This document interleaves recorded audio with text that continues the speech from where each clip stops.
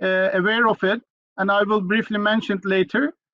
And on the other hand, I also coordinate the translation of the CFR Companion Volume into more than 10 world languages, including Italian, Spanish, and Czech, and Estonian, Japanese, Chinese, etc. And most of them will be available, hopefully, by the end of this year on the CFR website. My presentation includes two parts. In the first part, I will talk a little bit about the background on language education at the Council of Europe and update you on the recent developments. And in the second part, I briefly talk about language assessment and also the CFR profiles presented in the CFR Companion Volume. I would like to start my presentation. By the way, Graham, I don't see my presentation on the screen. Is that normal?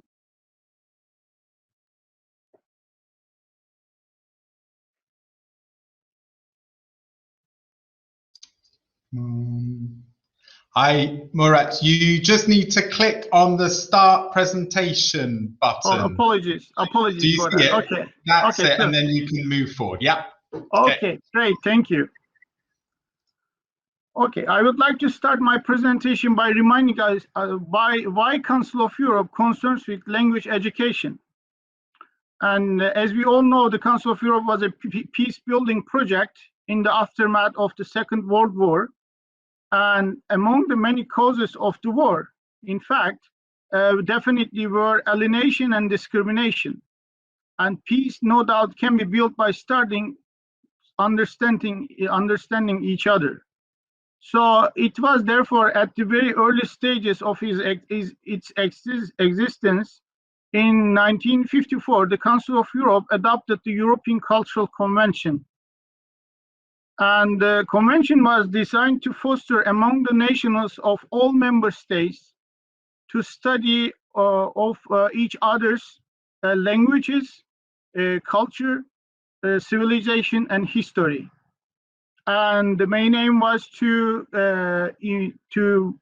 build or improve a greater understanding of one another among the peoples of Europe.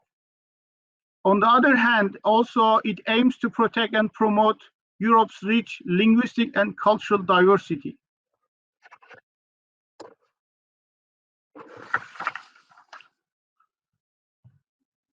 Okay. Since the adoption of the European Cultural Convention, a great deal of work has been carried out in modern languages. But I would like to emphasize the CFR, the Common European Framework of Reference for Languages, which has been the main policy document since 2001. And it has played a key role to promote quality plurilingual education and facilitate greater social mobility, as well as stimulate reflection and exchange between language professionals from curriculum development and in teacher education. Although it is called a European framework, in fact, its impact has gone beyond the borders of Europe. As I mentioned earlier, the CFR Companion Volume, as well as the CFR, has been translated and referred to in language education and policy in countries other than European ones.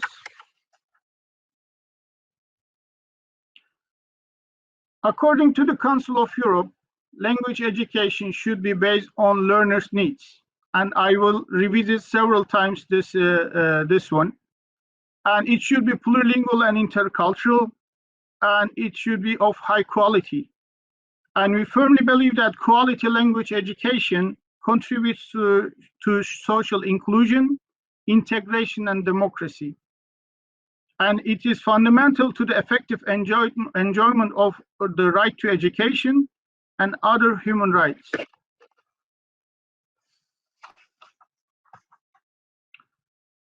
Now I would like to inform you about some recent developments at the language policy program. And I assume that many of you are already aware of the CFR Companion Volume, a definitive version of which we published last year in April, and a preliminary version already published back in 2018. and we invited the language education professionals to a launching conference. But due to the inclusion of sign languages and elaborating sign languages in the companion volume, we took it a step further and extended with sign language competencies. And of course, it took us some time to publish the definitive version. And let me talk about a little bit about the companion volume, which I'm sure that you already read or heard from us. It broadens the scope of language education, and there has been some academic and societal development since 2001. It presents the key aspects of the CFR for teaching and learning. I would like to stress teaching and learning in a user-friendly form. And it contains the complete set of extended CFR descriptors, which replaces the 2001 set. So anyone wants to refer to the descriptors, I urge them to refer to the CFR Companion Volume. And now it includes descriptors for mediation, online interaction, plurilingual and pluricultural competence, as well as sign language competencies. All descriptors in this edition are modality inclusive. I mean, they are updated to sign languages, all of them, and they are all gender neutral, reflecting the Council of Europe's gender equality principles.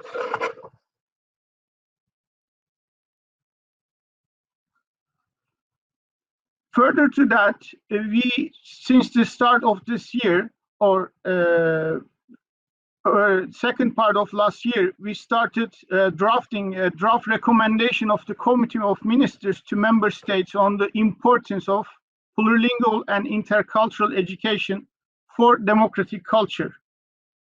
It will be the first comprehensive recommendation on language education. And it aims giving a fresh impetus to the promotion, development, and implementation of plurilingual and intercultural education.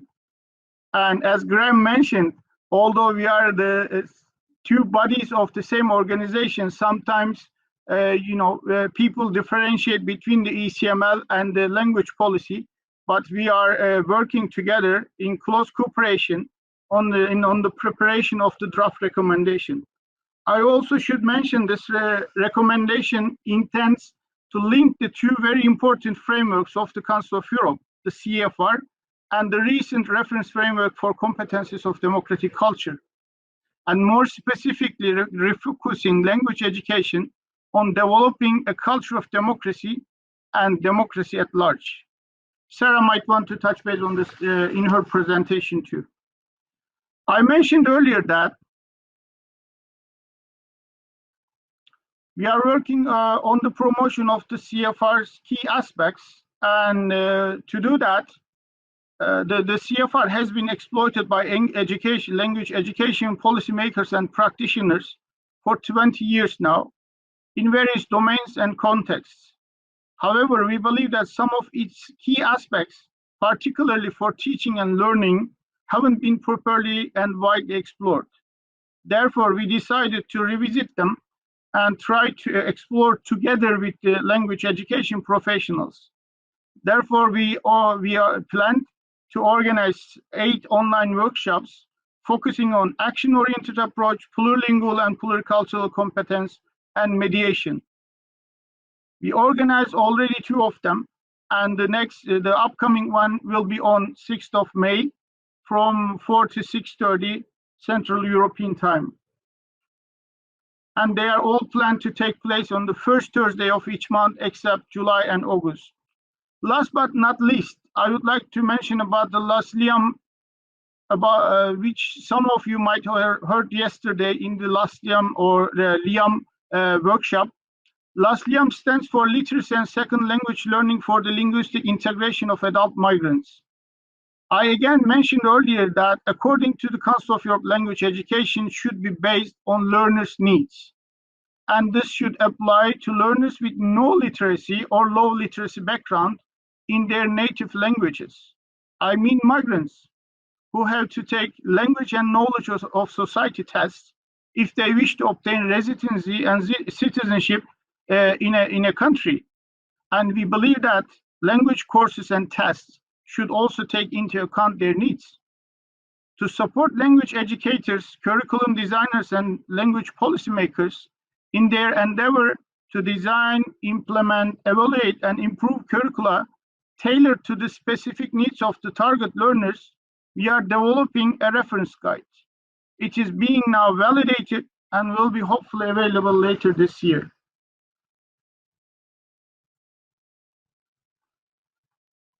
Please allow me to share some of our concerns regarding to language assessment and more specifically language tests given to migrants.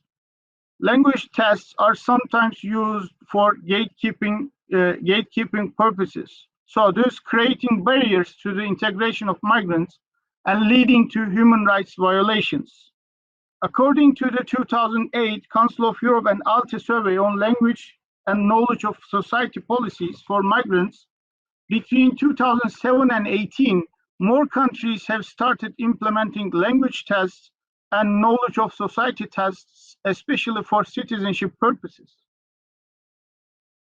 If they are inevitable or they look inevitable, language tests, we strongly recommend test developers to ensure the tests meet the highest standards of quality and fairness if used for migration purposes. Those tests align to the CFR levels, and the passing levels are sometimes kept high by the countries. And this is negatively connotated with the CFR itself. So as you can tell, the CFR has nothing to do with it, but the users or the developers actually, the use of the developers is sounds problematic.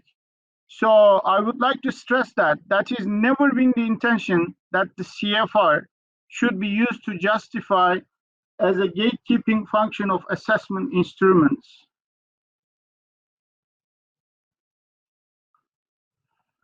Okay, a bit about language assessment. It has various purposes, and I should let the experts in this symposium, great symposium, to talk and speak about it. However, I would like to draw your attention to action-oriented approach and CFR profiles presented in the CFR Companion Volume to consider how or what you use assessment.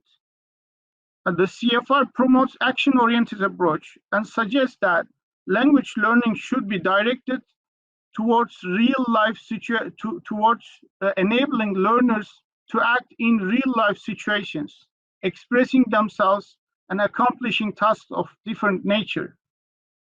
My understanding is that one cannot perform at a language test a level he/she demonstrates through the accomplishment of a task. So, and though collaborative and action-oriented tasks one can improve skills, and through collaborative and action-oriented tasks, one can improve skills which may not be part of the language tests or language learning. For example, through mediation, they can develop interpersonal skills.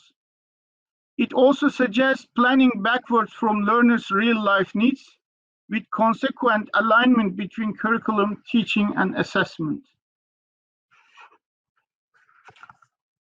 At this point, in accordance with putting learners' needs in the core of teaching and assessment, the CFR profiles might be of interest for you. It was discussed and thoroughly in 1996 and 1998, but because of its complexity, it was not included in the CFR. Descriptor scales can be used firstly to identify which language activities are relevant for a particular group of learners, and secondly, to establish which level those learners need to achieve in those activities in order to accomplish their goals as illustrated in the figure you see on the screen. So, and then it allows assessing learners' proficiency across 4 modes of communication rather than 4 skills, which, it was introduced by the CFR, the 4 modes of communication. Just to conclude, I'll give you. I would like to share you this figure from the CFR Companion Volume. The profiles can be also used assessing learners' proficiency across different languages, which I thought might be very relevant to the topic of this symposium. But as I mentioned, I leave the discussion and exchanges to the experts in this field to explore and try to find how we can best utilize those profiles to support the learning of one's language learning. And this can be used to properly assess, but more importantly, acknowledge one's profile, one's plurilingual profile. So, I mean, in a given situation, let's imagine that one's home language or native language or languages that are not taught or in the school, they are not tested. But we know that the essence of plurilingual education is that one can take benefit of his/her own plurilingual repertoire to learn the second or third language or foreign languages better. So there is a value in this plurilingual education, and maybe this profiling can help one's proficiency in the languages taught, but as well as also the home or native language of the learner, so as a support of learning other languages. I think I just would like to again invite you to bear with us and work with us to explore this further, also explore the European language portfolio in the light of the recent developments, digital evolution, I would say. And we also invite you to follow our webinars and tell us more if you have any ideas and then expectations from Council of Europe's Language Policy Program. Thank you very much for your attention, and I will be happy to answer your questions.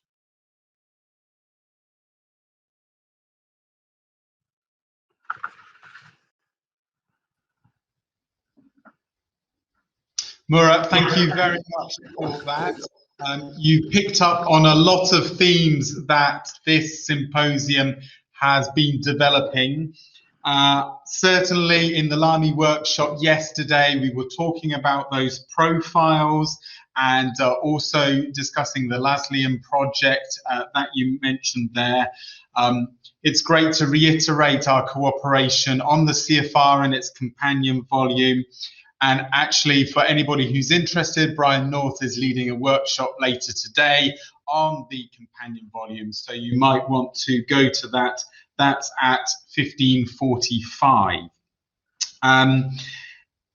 Murat also mentioned the Council of Europe ALTE survey about language and knowledge of society requirements and the recommendations for policy. That document is available on our resources wall in this symposium, in this exhibition space, and it's also available on our website.